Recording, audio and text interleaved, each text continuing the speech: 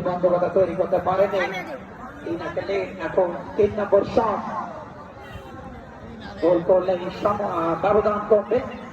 চিন্তার হাকিম ফরাজগঞ্জের হয়ে খেলেন, সামনে গোলরক্ষক পাহাড়। তৃতীয় শট মাগুরার পক্ষে উঠে দিয়েছেন, নিল 3-1 গোলে। সমর্থন করুন, ধৈর্য ধরুন, বলে রাখা ভালো। This is final penalty shot. এই শটে গোল করলে সেমিফাইনাল নিশ্চিত করবে 4-1 এগিয়ে থেকে।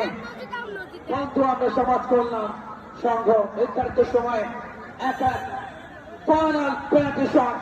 চতুর্থ শটটা যারা রাখলেই